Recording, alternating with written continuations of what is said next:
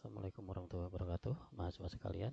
Pada sesi ke-9 ini kita akan belajar penggunaan polycondition untuk pengolahan data TPS di Kota Pontianak. Ada dua data utama yang akan kita gunakan, yakni yang pertama adalah TPS Pontianak itu sendiri. Ini adalah titik sebaran TPS di Kota Pontianak. Yang kedua adalah batas kecamatan yang ada di Kota Pontianak. Ini adalah batas masing-masing kecamatan di Kota Pontianak. Mahasiswa sekalian sudah memiliki data sebaran dan batas administrasi ini. Nah, kita akan mencoba mengolah data sebaran ini menggunakan toolbox yang disebut Grid-Tition Polygon atau Polycondition. Polycondition itu diperoleh dari toolbox Analysis Tool, Proximity, kemudian Grid-Tition Polygon. Kita juga bisa menggunakan menu Search, kita mengetik Tition.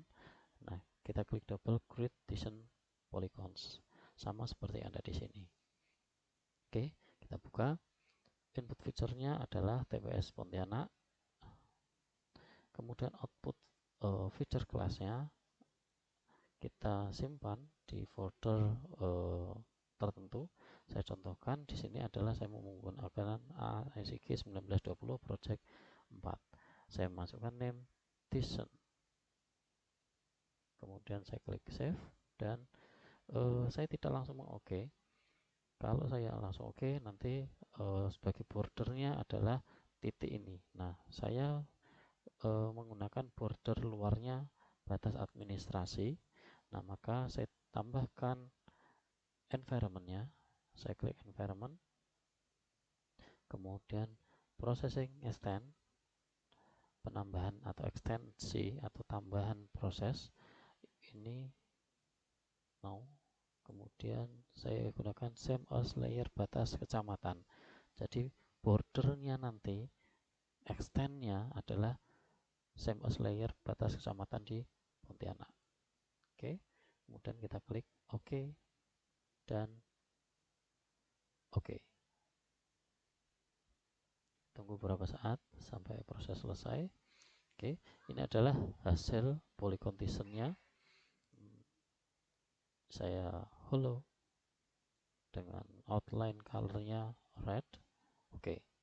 Nah, ini hasil polycondition. Jadi Tition ini digunakan untuk membelah dua titik TPS ini menjadi dua bagian. Nah, jadi ini juga bisa digunakan untuk aplikasi-aplikasi yang lain, untuk kajian-kajian yang lain. Nah, di sini kita mengkaji berdasarkan kondisi real titik-titik sebaran TPS yang ada di Kota Pontianak. Nah, jika sudah, maka kita lakukan proses clipping. Kita mulai dari geoprocessing, kemudian clip. Nah, kita potong, kita clip batas administrasi ini terhadap bordernya. Jadi input feature-nya adalah Tition. Kemudian clip feature-nya adalah batas kecamatan. Kemudian output feature class-nya adalah Tition underscore PTK Pontianak. Kita save. Kemudian kita klik OK. Tunggu beberapa saat sampai proses clipping ini selesai. Oke, sudah selesai. Nah, yang Tition yang lama kita off-kan. Nah, kita menggunakan polycondition yang hasil proses clipping. Oke. Nah, ini adalah hasilnya. Nah, jadi di sini membelah dua TPS yang ada di Kota Pontianak, dua bagian menjadi dibelah menjadi dua. Nah, sehingga dapat diperoleh masing-masing cakupan atau lingkup layanan dari TPS ini. Nah, selanjutnya kita bisa juga mengolah ini menggunakan data sebaran hunian yang ada di Kota Pontianak, sehingga kita nanti bisa mengetahui berapa sih jumlah layanan yang ada di masing-masing TPS berdasarkan hunian yang ada di Kota Pontianak. Nah, maka kita masukkan data hunian hunian Kota Pontianak.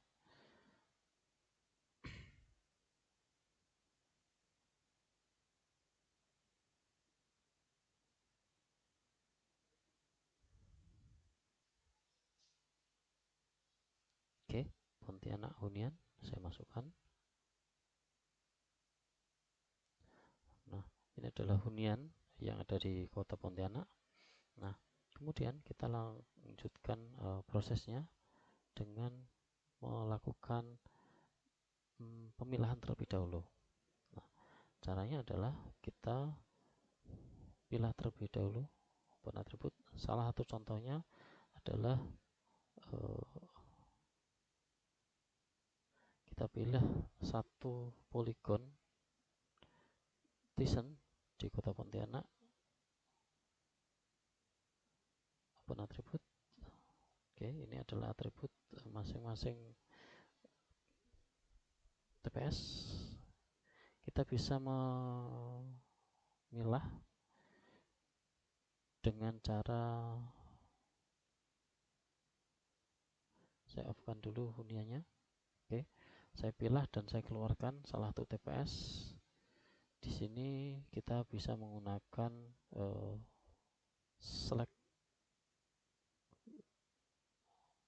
feature. Saya klik. Oke, saya off-kan terlebih dahulu batasnya. Oke, ini adalah salah satu yang terpilih. Kemudian jadi saya menggunakan select feature, kemudian saya klik kanan, data, ekspor data. Nah, tapi terlebih dahulu kita ketahui dulu apa ini informasinya, identify. Oke, ini TPS Jalan Budi Utomo. Nah, maka saya ekspor data, ekspor data. Oke, TPS Jalan Budi Utomo, layanan TPS Jalan Budi Utomo. Kita masukkan ke ASIC project 4. Oke, save. Oke, export, yes. Nah, ini adalah satu layanan. Nah, kemudian kita buka kembali hunian, konten hunian. Oke, nah kemudian kita clip, processing, clip. Yang kita clip inputnya adalah konten hunian, input feature-nya.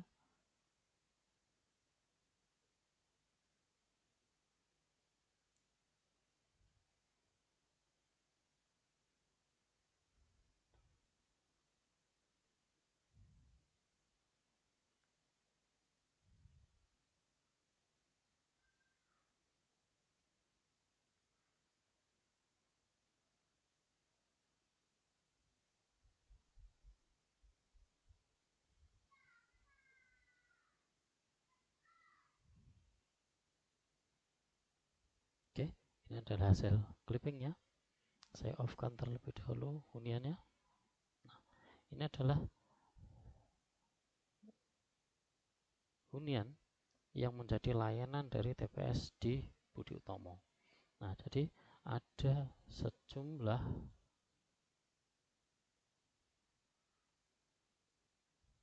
5.390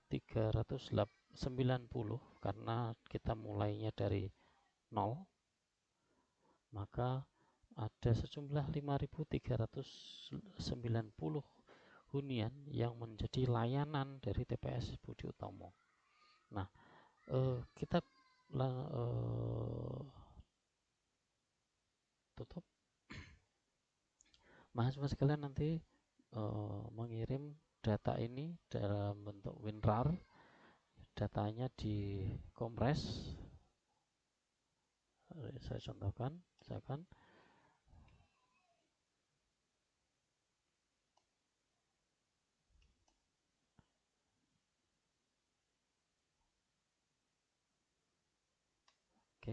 Nah, nanti pastikan bahwa semua log ini sudah off.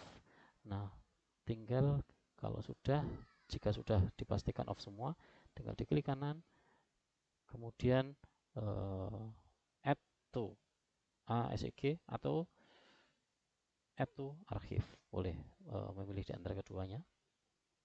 Nah, ini adalah tugas pertama yang pada sesi ke-9 ini.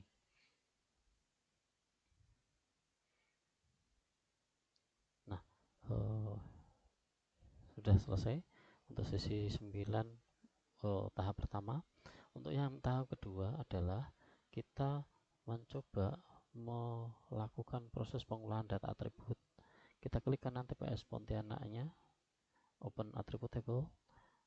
Nah, di dalam attribute table saya menambahkan name, lokasi, dengan ada tambahan strip 1 dan seterusnya di belakang name-nya. Nah, ini saya masukkan adalah jumlah depo sampah di masing-masing lokasi. Nah, ini kita coba olah terlebih dahulu. Nah, untuk itu kita menambahkan field baru, jumlah depo. Saya pakai double, jumlah depo, kemudian double, kemudian oke. Nah, saya menambahkan satu lagi field. Oke, jumlah depo. Nah, saya masukkan nilai masing-masing yang ada di sini ke jumlah depo. Nah, untuk itu saya klik editor, start editing. Yang saya edit adalah TPS Pontianak. Oke. Kemudian saya masukkan di sini jumlah deponya dari 1 1 1 1 1 1 1, kemudian 3 1 1 2 3 7 7 3.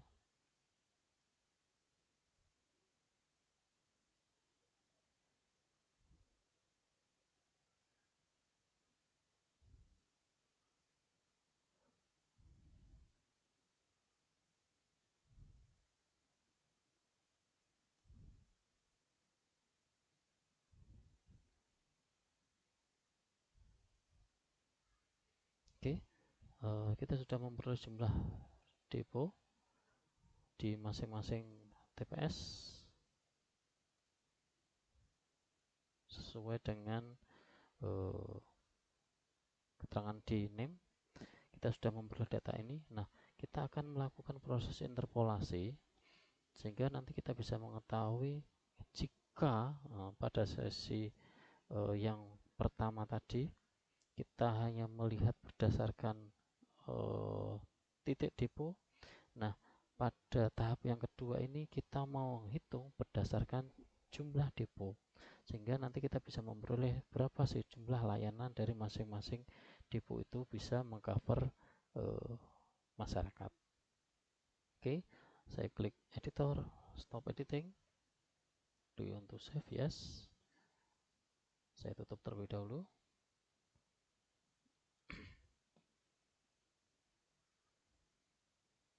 Oke. Untuk ini, untuk menginterpolasi, kita bisa menggunakan menu IDW. Kita klik di search IDW. Oke, IDW yang 3D analysis.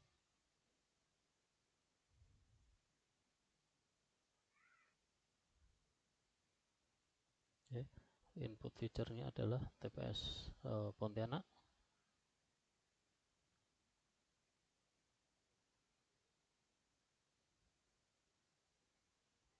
Oke, jadi kita akan membuat semacam interpolasi atau semacam kecenderungan data raster. Jadi nanti yang akan kita buat adalah data raster dari titik.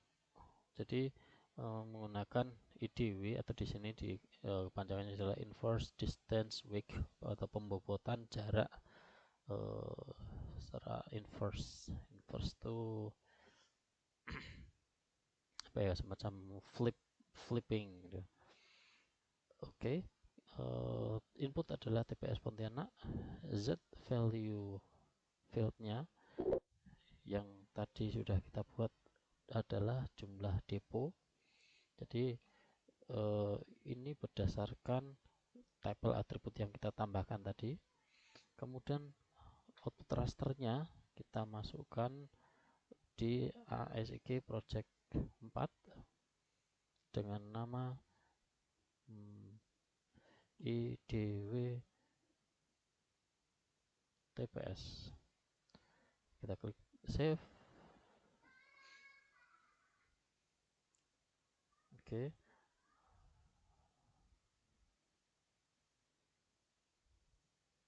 Kita bisa menambahkan juga environment.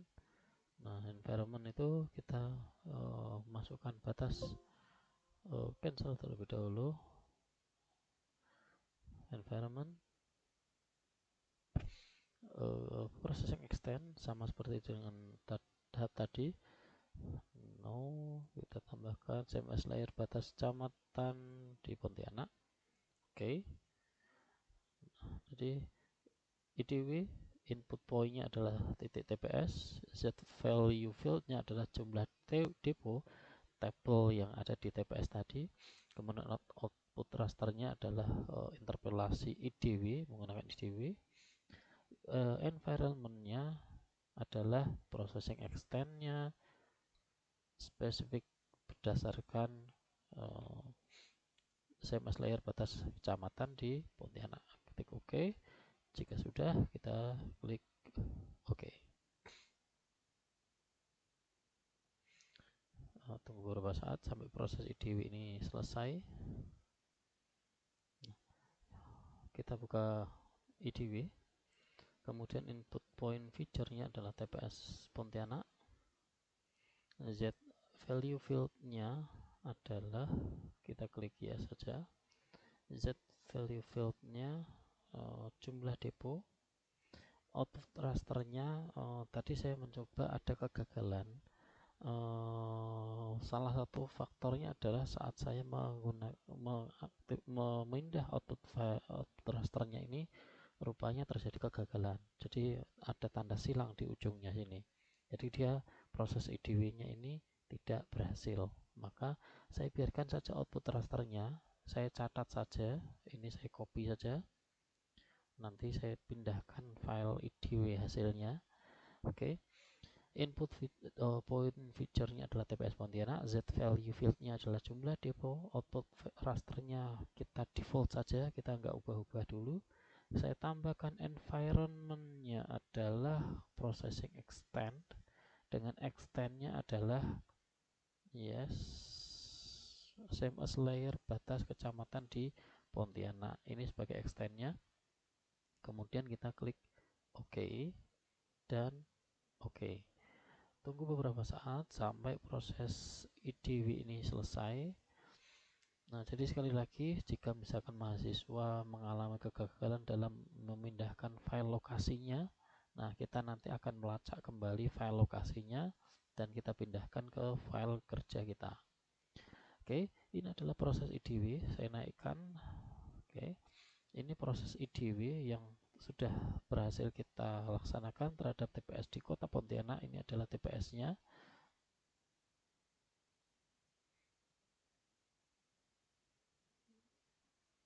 Oke, ini sebaran TPS di Pontianak dengan IDW-nya. Oke, jadi interpolasi berdasarkan yang tadi saya buat, berdasarkan titik-titik jumlah masing-masing depo di masing-masing titik. Jadi jika titiknya lebih dari satu, misalkan dalam satu lokasi depo itu ada beberapa kontainer, maka akan memunculkan banyak layer-layer seperti ini.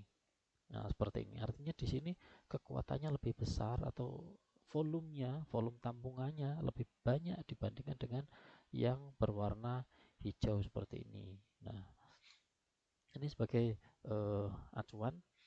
Nah, jadi ini adalah proses IDW. Kemudian kita lanjutkan dengan membuat garis isohuyet. Jadi garis yang memisahkan kawasan-kawasan dengan kekuatan ini volume depo di masing-masing tempat.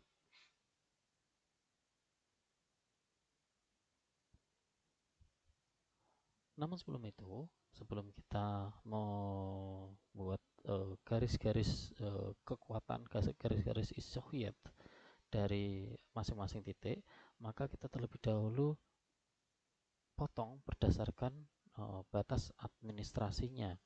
Nah, maka kita tidak bisa menggunakan klip. Kenapa? Klip ini digunakan untuk memotong data vektor terhadap data vektor. Namun ini tidak bisa digunakan untuk memotong data raster. Untuk itu kita perlu menggunakan yang disebut clip by mask. Maaf, extract ya. Extract by mask. Nah, di sini ada extract by mask, spatial analyst. Kita bisa memperoleh dari spatial analyst tool. Kemudian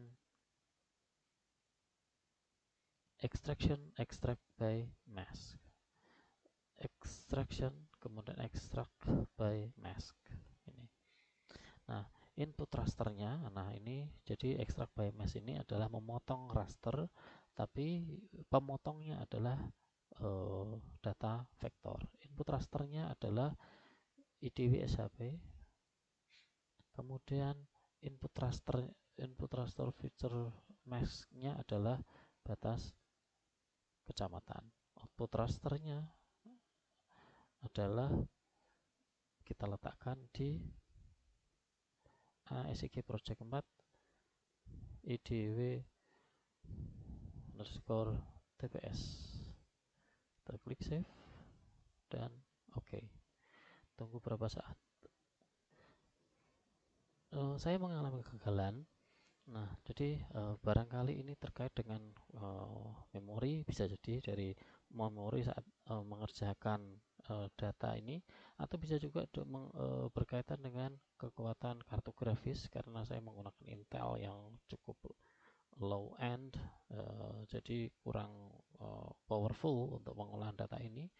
Maka saya mengulangi lagi, namun yang saya ulangi untuk extract BMS-nya nantinya output rasternya tidak saya ubah. Jadi input rasternya tetap sama, input raster of future mask-nya batas kecamatan, namun output rasternya tidak kita ubah. Jadi kita masih menggunakan C user di lokasi di mana kita mengerjakan ini.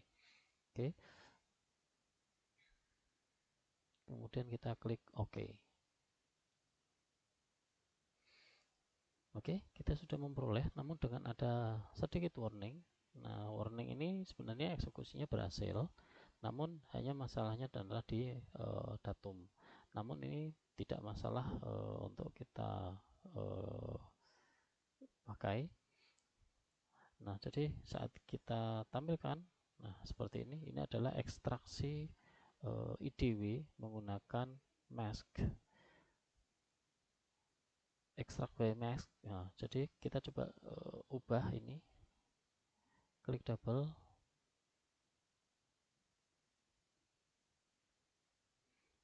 Simbologi. Kita ubah color ramp-nya menggunakan variasi gradasi warna. Nah, antara hijau sampai ke merah. Oke, kita juga bisa nanti ke invert ini atau dibalik. Jumlah intervalnya saya coba buat menjadi 10, atau jika ini mungkin terlalu banyak kan kita 5. Kemudian kita klik OK. kemudian klik OK. Kita coba. Nah, ini aja hasilnya dengan color ramp yang semacam ini. Nah, jadi ini hasil IDW, pengolahan menggunakan IDW semacam ini. Nah, selanjutnya kita membuat garis pemisah kekuatan di antara kedua ini dengan menggunakan menu search, kemudian contour. Maaf, ini tadi saya lupa, ada sedikit kekeliruan. Simbologi labelingnya ini 5, kemudian saya generate terlebih dahulu supaya hasilnya tereksekusi. Jadi ini tadi satu langkah yang kelewatan, nomor interval 5, kemudian di generate. Ini kita juga bisa mengubah labelnya dengan mengubah berdasarkan interval-interval tertentu. Kita juga bisa menggunakan interval size seperti ini, interval size. Namun ini mungkin agak sedikit merepotkan karena angka akhirnya cukup beragam. Namun boleh kita misalkan memasukkan misalkan intervalnya adalah 1 misalkan, generate, kita coba. Nah, ini hasilnya interval per satu bagian. Nah, maka saya contohkan seperti ini. Saya ubah labelnya menjadi 7, 6, 5, 4, 3, 2, 1 misalkan. Boleh seperti ini. Nah, jadi kita bisa menggunakan interval size dengan interval dari mulai 1 sampai ke 7. Kemudian kita klik OK dan OK. Nah, hasilnya kurang lebih hampir sama, hanya tadi ada sedikit perbedaan variasi dari interval. Oke, ini selanjutnya kita menggunakan menu contour. Kita cari di search, kemudian contour, kemudian di sana kita klik counter 3D analysis, atau juga kita bisa memperoleh dari sistem toolbox 3D analysis raster surface. Oke, 3D analysis, kemudian raster surface, kemudian contour. Sama prosesnya. Jadi menggunakan menu search juga sama, contour yang 3D analysis ini adalah hasilnya. Kemudian kita masukkan input rasternya, extract IDW,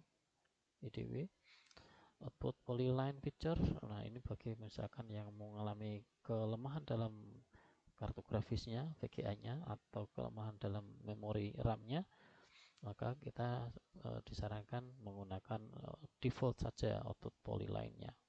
Nah, nanti kita bisa melacak ini dengan copy, kemudian buka Windows Explorer, kita klik di location-nya di sini, paste. Nah, ini saya hapus, enter. Nah, ini adalah file-file kerja kita. Di sini tersimpan. Nah, salah satunya tadi IDW ini juga tersimpan di sini. Namun di sini adalah dalam mode log karena sedang kita gunakan untuk membuka atau mengolah data. Maka output polyline feature-nya kita tetap default-nya. Contour intervalnya kita bisa misalkan intervalnya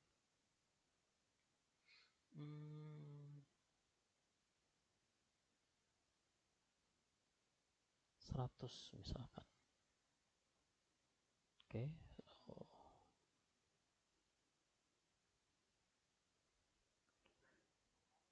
Tunggu berapa saat sampai proses ini selesai.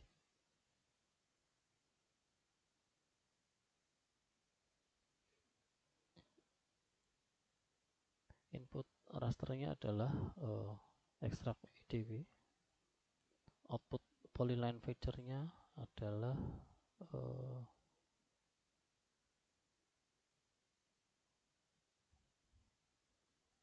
IDW TPS. klik save. Counter intervalnya, nah ini kita melihat kita membuat rentang itu antara 1 sampai 7. Nah, maka kita bisa menggunakan counter intervalnya itu pada jarak misal boleh menggunakan 1, boleh menggunakan 0,5. Nah, ini mahasiswa juga perlu melihat dulu apakah menggunakan koma atau titik, karena ini cukup memberikan pengaruh ya. Jadi jika menggunakan koma di sistem Windows-nya, maka gunakanlah koma. Ini lazimnya tipe keyboard yang dari UK atau Inggris. Tapi kalau tipe keyboardnya adalah US, itu maka yang digunakan adalah 0,5 seperti ini. Nah, karena saya menggunakan UK atau Inggris, maka saya menggunakan 0, menggunakan koma 5. Oke, kemudian kita klik OK. Tunggu sampai proses ini selesai, contouring ini. Nah, tidak jarang mahasiswa mengalami kesulitan karena prosesnya tidak berhasil, proses IDW-nya silang, konturnya silang, maka dapat diulangi kembali.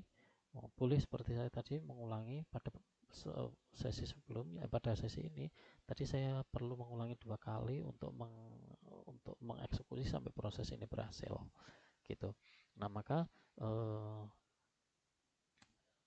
silakan dicoba kembali jika misalkan mengalami kegagalan. Nah, salah satu faktornya adalah kartu grafis dan memori RAM komputer atau laptopnya. Nah, ini adalah hasil IDW, proses bukan IDW, isohyet ya. Jadi garis yang menghubungkan lokasi-lokasi dengan kekuatan, kalau di sini kekuatan volume depo sampah yang sama seperti ini, artinya ini dia memiliki kekuatan yang sama.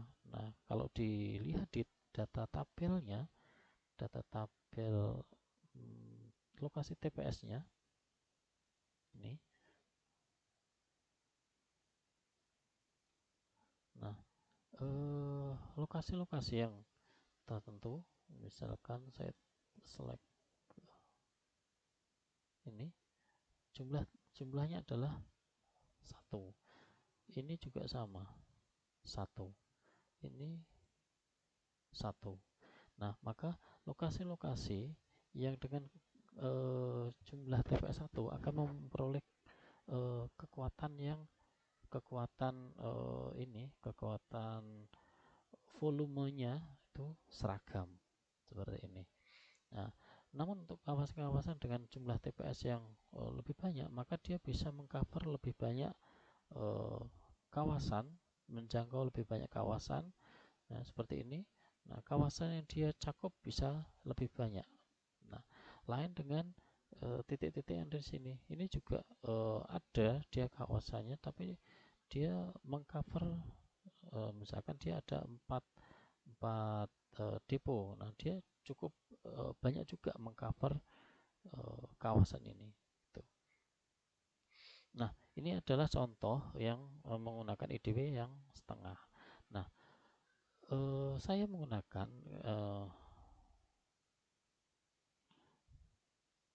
IDW dengan TPS, IDW, ekstrak IDW-nya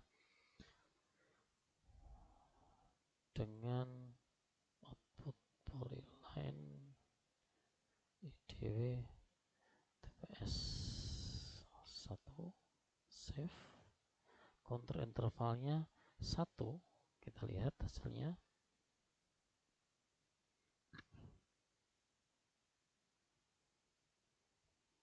Tunggu sampai proses running ekstrak ini selesai.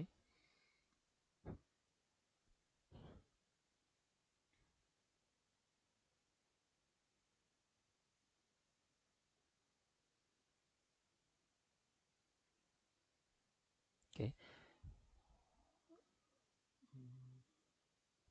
Nah, ini jadi kawasan-kawasan ini misalkan seperti ini, Ini dia mengcover wilayah sampai sejauh ini. Nah, jadi untuk kawasan ini di cover oleh TPS-TPS yang ada di sebelah sini. Sementara TPS ini, satu TPS karena barangkali jumlahnya cukup banyak, kita lihat hasilnya ada berapa TPS, ada berapa depo, ada 7. Ini kalau tidak salah adalah TPS di Kota Baru, di Jalan Ampera, ada 7 kontainer. Nah, dia maka dia mengcover cukup banyak kawasan. Nah, di sini juga sama, kita lihat di sini juga 7 kontainer, dia juga bisa mengcover lebih banyak kawasan, termasuk lokasi yang ada di sini. Ini juga tercover juga di kawasan ini, gitu. Jadi kita juga bisa menggunakan penggunaan IDW ini dan kontur IDW dan kontur untuk menganalisis layanan depo sampah yang ada di Pontianak. Nah, saya contohkan misalkan yang ada di sini. Nah, kawasan ini di cover sejauh, kalau di sini adalah Pontianak Timur dan Pontianak Utara, itu di cover sendiri oleh depo sampah di masing-masing lokasi. Nah, jadi kawasan-kawasan ini sampai ke sini ini di cover oleh sejumlah depo-depo ini. Namun kekuatan dia itu cukup rendah. Maka di sini kalau kita lihat hasilnya, yang berwarna merah ini termasuk rendah. Artinya dia cukup rawan juga untuk bisa mengcover wilayah semacam ini, seluas ini. Nah, maka misalkan di Pontianak Utara ini cukup rawan juga terhadap terhadap kebutuhan sampahnya. Nah, lokasi yang seperti ini juga cukup rawan juga akan keberadaan sampahnya. Dia cukup merah karena dia juga hanya sejumlah 1 TPS saja di Jalan Walter Monginsidi di Depo Pasar Mawar. Ini dia cukup rentan karena kawasan ini rupanya berwarna merah, yang artinya dia memiliki potensi timbunan yang berlebihan, kalau kita bilang seperti itu. Ini juga sama, lokasi ini juga sama, dia juga mengalami timbunan yang cukup berlebihan, ya, timbunan yang cukup berlebihan dan cukup rawan untuk kebutuhan sampahnya, gitu. Nah, selanjutnya mahasiswa dapat layout data map ini. Yang dimasukkan adalah, yang di layout nantinya adalah ekstrak IDW-nya, kemudian garis isohidnya, garis yang menghubungkan lokasi-lokasi dengan kekuatan depo sampah yang sama. Nah, kemudian dikirimkan ke dosen dengan waktu pengerjaan yang nanti akan disepakati berikutnya. Itu. Nah, silakan di layout, kemudian nanti dikirimkan hasil layoutnya dan data mentah pengolahan IDW dan ekstrak kontur isohidnya. Jadi konturnya dan IDW-nya itu yang nanti akan di layout dan dikirimkan. Hasil layoutnya nanti akan juga disertakan ke manual petunjuknya. Nah, jadi mahasiswa dapat belajar layout dari hasil pekerjaan yang sudah dibuat oleh dosen. Nah, demikian untuk sesi ke-9 ini kita akhiri. Kita lanjutkan ke sesi-sesi berikutnya. Selamat belajar. Assalamualaikum warahmatullahi wabarakatuh.